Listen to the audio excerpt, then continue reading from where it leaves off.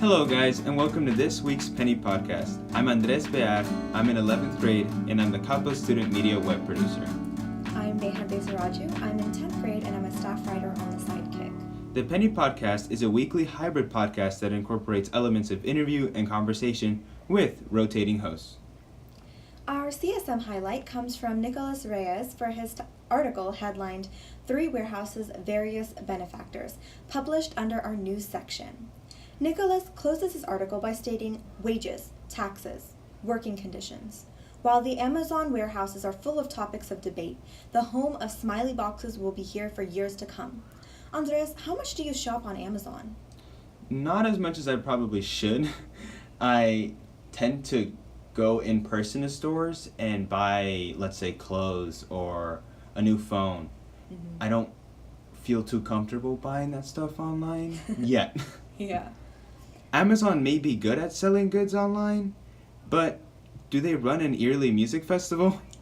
This November, the enigmatic artist Tyler the Creator will hold his 8th annual Camp Flog Carnival at the grounds of Los Angeles' Dodger Stadium.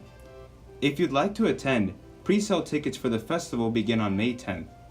The Super VIP ticket package, which can be bought for a hefty $950, comes with a flame design Fender Stratocaster. Want to know something that is just as valuable and expensive? A solid Sidekick editor. Please introduce yourself. Hi, my name is Bren Flechtner. I'm in 12th grade and I'm the photography editor. Let's start off with the big question. Why did you join the Sidekick? I was going into freshman year. One of my friends that was in dance was talking about Sidekick and how they got to cover, I forgot what event it was, but it sounded really interesting. And then I just noticed that everybody was taking like Case BY and Yearbook, and then I saw Sidekick, and it was something different. And newspaper, as you know, is like kind of dying down. So I wanted to be a part of something that, a lot of people don't really know about or are interested in. But as I was in it, it made me really happy. So. Awesome. Did you pick up photography before or after joining the Sidekick? My sister actually, she taught me how to use a camera, so I kind of knew before, but on Sidekick I learned from my previous editors, and that helped me out a lot, but yes, I did. And to add on to that, how would you describe the type of photography you do outside of the Sidekick? What your sister taught you? I like doing portraits of like my friends when we ever if we ever go out. I like taking film photos a lot. I kind of picked that up on my own because it adds more character, and my dad gave me all of his old film cameras, so I like that a lot. But I also enjoy taking sports photos. That's my favorite thing to do, just how it makes me feel on the field and being on the sidelines. That really makes me happy. What did you enjoy most about being the photography editor? What I enjoyed most was getting to know everyone. I've made so many friends this year, and connecting with all these different types of people, with designers and writers and photographers, just connecting with them and actually building a relationship with them was so nice, because not only am I their editor, but I also feel like I'm their really good friend, and they can come to me whenever they need anything, with it's outside of Sidekick or in Sidekick. And I really value my relationships with everybody on staff. What aspects of the position can be the most challenging? I would say handling situations that you can't control. So somebody that cancels 10 minutes before an event happens, and you're struggling to find somebody to cover for it, and nobody's really stepping up and doing it, and then you have to do it yourself, which I don't mind at all, but it's frustrating sometimes. Have you gotten used to taking on these last-minute changes? Yes, I have. At the beginning of the year, I was very stressed out about it because we had 55 new people on staff, and there was only 3 returning photographers, and we have 14 photographers, so it was really hard trying to teach them the ways, and especially with the returning photographers, them trying to help them. It was kind of difficult to help them out and tell them what to do and how to handle situations and all that. So it was challenging, but it was also fun, like learning and building relationships with them. You said, yeah, so this year we have our biggest staff so far at 55. And next year, as of now at least, we're supposed to have even more than that. So, that can be really tough. So what advice do you have for the next photography editor or future photography editors? I would say getting to know each photographer and their strong suits and teaching them, especially since there's new people coming on staff, teaching them the basics on how to take photos, because I still think that some of the photographers don't necessarily know how to do that. And knowing that there might be more photographers next year, I would strongly encourage them to maybe make a group message and ask them, hey, do y'all want to meet up at George's and just play around with the camera and walk around Old Town and just learn how to take photos and actually like help them out, make sure everybody's knows what they're doing before you go into Sidekick.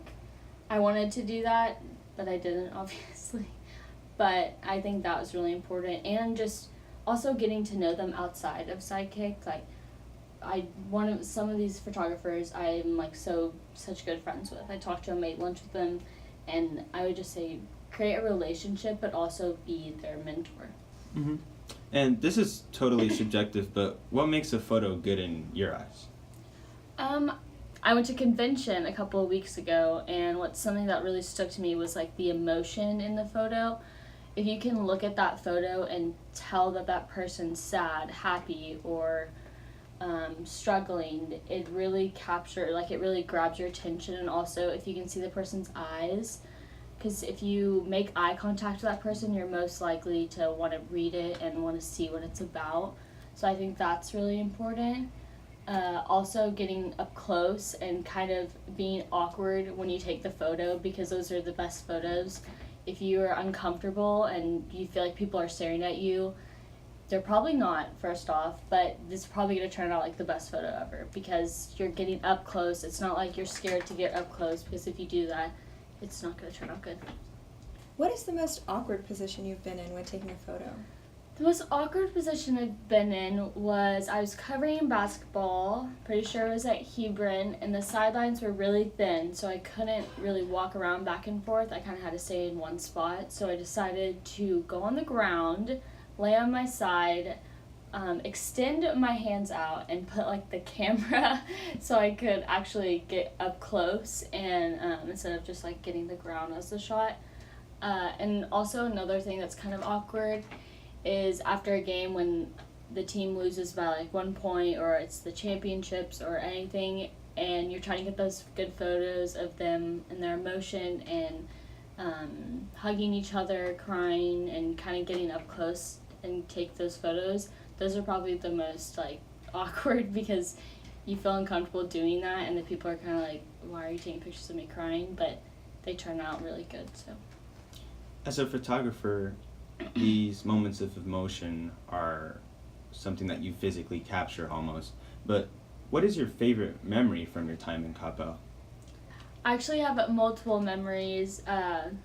On the street that I grew on, that I still live on to this day, all of the kids that lived on that street, we would all meet on the corner like every single Saturday at, I don't know what time it was, and we would just hang out all day, play games, and do all kinds of stuff, and I just had the best time. Like, those people are so important to me, and I have so many good memories with them. Describe your plans for education after high school. What is your take on college? My plans after high school, I'm actually going to Northlake my first semester, and then, because I have an internship this summer for the Richards Group for graphic design, so I'm going to be doing that till the end of that semester. But I'm going to go to UNT, and I'm going to study fashion design. But I actually applied to my dream school, FIT, Fashion Institute of Technology, and I didn't get in, which was very sad. Mm-hmm. But at the same time, when I found out I didn't get in, I was kind of not relieved, but I think everything happens for a reason. And I think that's why that happened. And after that, I was so upset, and I was like, I don't want to go to college. I don't want to do that. It's a waste of money. Da, da, da. But I think a lot of these people that go to Coppell think that they have to go to these big universities and go into these sororities to have friends, which I don't think is true, because neither of my parents went to college. Nobody in my family actually went to college. So I'm the first person to go, and they have perfect lives. I mean, not perfect lives, no, not at all, but I mean, they have friends. Obviously they've raised me. They make a living. So I don't think college is actually, not that you don't have to go to college in order to succeed. I think as long as you're hardworking and you have a good personality and you have a good work ethic, that's all that matters. Diplomas are good, especially if you want to be like engineer, doctor. But I don't think if you are wanting to be like entrepreneur or you just want to start your own business, I think you can do that. I mean, the stuff we have nowadays, like you can start a YouTube channel and be, so, there's so many ways you can be successful without going to college, so. Yeah, it's not necessary anymore. Yeah. How do you define success? I think success is something that comes like from your heart, and if you're willing to totally fail at something and bring it back up and make it even better and learn from that, I think that's the most successful thing you can do. Because people think, let's say for a business, I didn't sell this product as much, so I'm just done. I'm just gonna give up. They just totally gave up on something that could have been amazing. And they could have listened to the people that didn't like it and, learn from that. So I think it just matters if you have the right mindset and you're ready for the ups and downs and ready to take on those challenges. Amazing. We know you will succeed, so good luck in your future endeavors. And we'd like to thank you on behalf of the Penny Podcast team for your many contributions to the Sidekick and CHS. Thank you. Thank you. Thanks to our host, Neha. Special thanks to our guest, Bren. Thank you all for joining us in the 15th episode of the Penny Podcast. All links to the content talked about are provided below. And make sure to join us next week for the last installment of the Penny Podcast. For now. Anyhow.